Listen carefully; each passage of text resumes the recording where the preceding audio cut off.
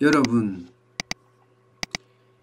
대구에서 코로나19가 창궐을 할 때 말입니다.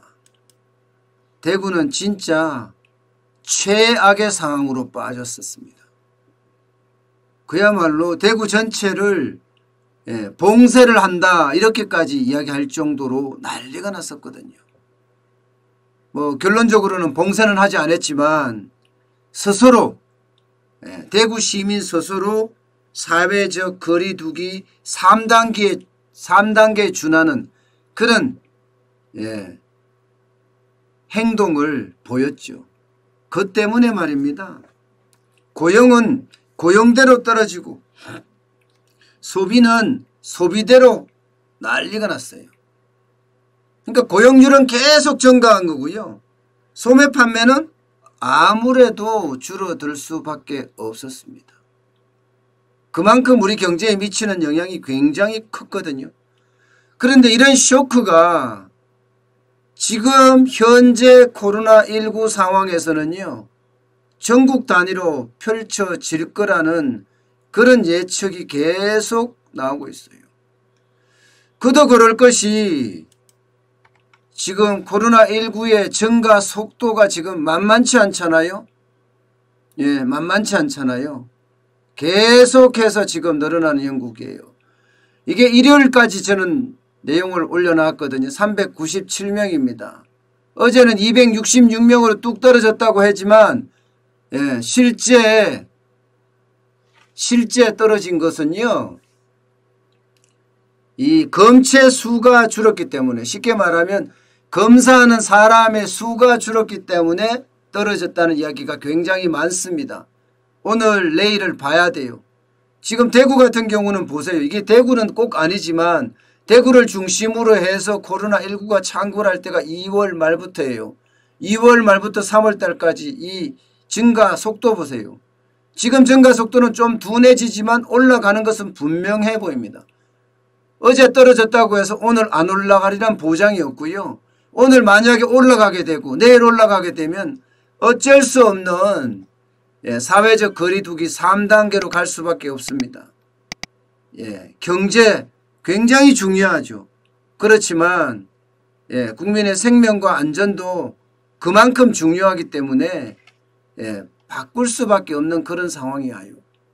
그렇게 되면 와, 이게 생각하면 생각할수록 엄청난 충격이 오지 않을까 그렇게 보입니다. 지난 2월 3월에 대구 코로나 충격으로 고용과 소비가 얼마나 직격탄을 맞았는지를 그대로 지금 보이고 있습니다.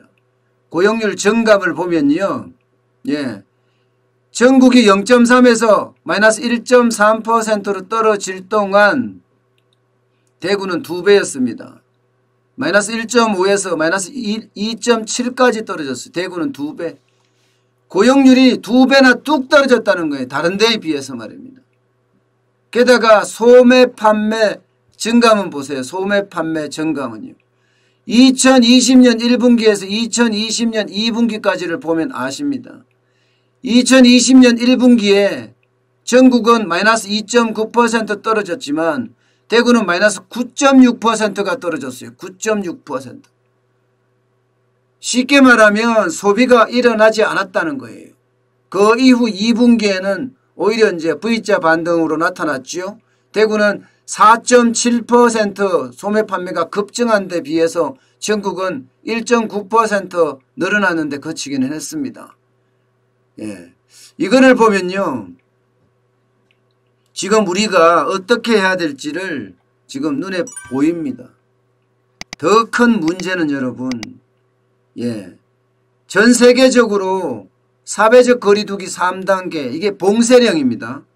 봉쇄령이 펼쳤을 때 얼마나 떨어졌느냐예요. 얼마나 떨어졌느냐.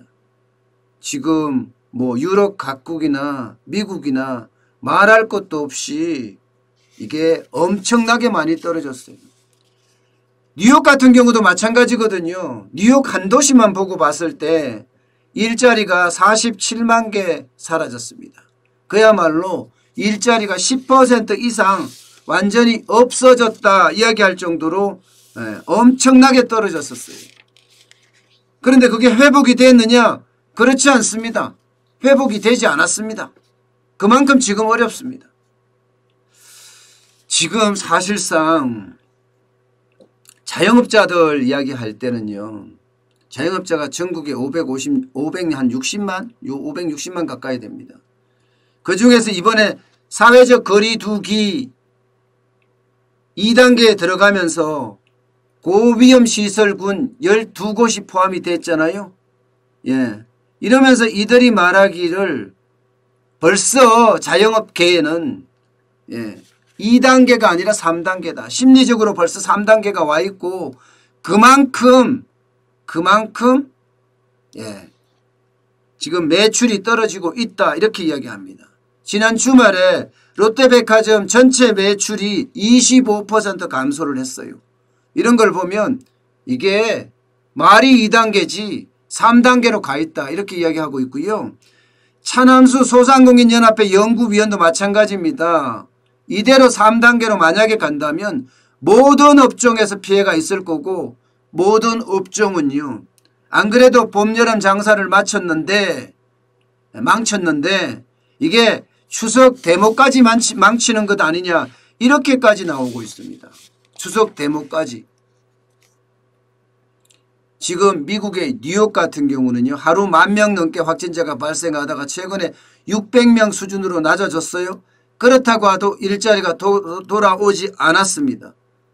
예, 지금 대구도 마찬가지예요. 대구도 코로나19 이전으로 지금 돌아가기는 굉장히 힘들다 이렇게 이야기할 정도로 충격을 받고 있거든요. 국가 전체로도 마찬가지입니다. 우리는 봉쇄령을 안 내려봤기 때문에 대구 한 지역의 사례만 들고 이야기를 하잖아요. 그런데 봉쇄령을 전체적으로 내렸던 유럽 각국은요. 적어도 2분기에 마이너스 10% 이상 떨어졌고요. 미국도 마찬가지입니다. 9.5% 떨어졌다고 이야기할 정도로 미국 경제도 굉장히 많이 떨어졌어요. 지금 우리는 늘어나는 추세를 그대로 빌리면요. 서울 경기권이거든요. 쉽게 말하면 수도권에서 지금 확진자가 굉장히 많이 일어나요. 그런데 이 수도권에 우리는 경제력이 거의 집중이 돼 있잖아요. 인구의 절반 이상이 수도권에 몰려 살고요. 그러니까 인구의 과밀도도 굉장히 높습니다. 게다가 수도권의 인구는요. 대부분 전국 각 지역에서 올라온 사람들이 많습니다. 저도 촌놈이거든요. 시골에서 올라왔거든요. 그러니까 이런 사람들은 또 시골로 내려간단 말입니다. 시골로. 이렇게 됐을 때 과연 이게 잠잠해질 거냐 잦아들 거냐 이거 굉장히 심각합니다. 자칫 잘못하면 여러분 추석시로 시골을 내려가지 못하는 그런 불상사도 지금 발생할 가능성이 굉장히 커졌어요. JP모건 같은 경우는 8월 말이 정점이라고 하지만 8월 말에서 9월 말까지 한 달이에요. 겨우요. 그러면 한 달에 신규 확진자가 적어도 지금처럼만 난다 하더라도 아마 시골로 내려가지 마라 하는 사회적 거리 두기 3단계가 나올 가능성도 굉장히 커졌습니다. 저는 평생 단 한 번도 명절을 집에서 지내지 않은 적이 없습니다. 군대 때 빼고 말입니다. 나머지는 제가 장남의 장손이다 보니까 항상 시골을 먼저 내려가서 친구들도 만나고 아침에 일어나면 제상 준비도 하고 산소도 다녀오고 이랬거든요. 근데 평생 한 번도 안 해본 일이 또 일어날 수도 있다 하는 생각까지 들 정도예요. 그 정도로 지금 코로나19의 2차 대유행은요. 심각성이 그만큼 크다는 거예요. 오죽했으면 문재인 대통령이 지금 과격한 말을 계속 내뱉고 있잖아요. 과격한 말을요. 현장 체포해라. 구속해라. 이런 말까지 이야기할 정도면요. 국민의 기본권까지도 제한하겠다. 이런 뜻도 거기에 포함이 되어 있다고 저는 생각을 해요.